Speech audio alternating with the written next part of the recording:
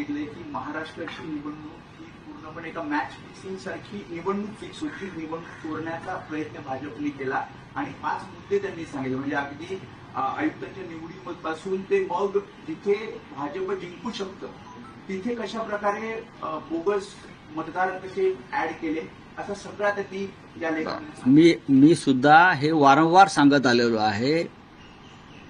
आणि महाराष्ट्राची निवडणूक विधानसभेची ही अमित शहा यांनी त्यांची स्वतःची निवडणूक किंवा प्रत्यक्ष मोदींची निवडणूक आहे अशा पद्धतीने ते लढले. आपल्याला लक्षात आलं असेल की वाराणसी लोकसभेच्या निवडणुकीत सुरुवातीचे 2 तास मोदी हे पिछाडीवर होते. मोदी पिछाडीवर होते आणि त्यानंतर मतमोजणी थांबवण्यात आली. आणि मतमोजणी केंद्रावरची लाईट घालवण्यात आली.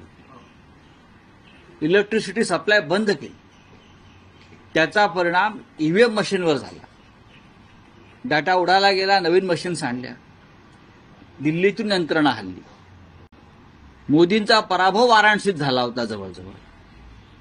पण 2 तास हा या लोकांनी गोंधळ घातला, मतमोजणी हायजॅक केली. तोच प्रकार महाराष्ट्रात झाला.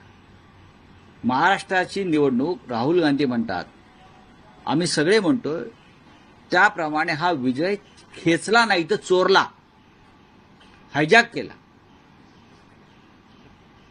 निवडणूक यंत्रणा ताब्यात घेतली, निवडणूक आयुक्त ताब्यात घेतले, त्या पद्धतीने नेमणुका झाल्या. ईव्हीएम मशीनचे तर समस्या आहेच.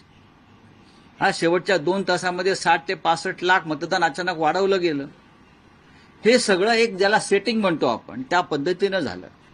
आणि राहुल गांधींनी हा प्रश्न आंतरराष्ट्रीय मंचावरती नेला.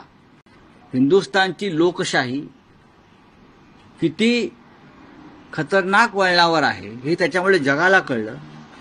आणि या जगात नरेंद्र मोदी पंतप्रधान आणि आपल्या सरकारला जो अपमान सहन करावा लागतो आहे अनेक ठिकाणी, त्याचं हे कारण आहे की हे लोक लोकशाही मानत नाहीत. हे लोक हुकुमशाही प्रवृत्तीनं काम करतात.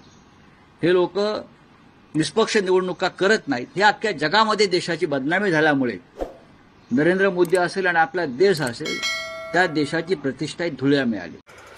नवीन घडामोडी पाहण्यासाठी आजच आम्ही मुंबईकर 24 तासला लाईक करा, सबस्क्राईब करा आणि अपडेट रहा.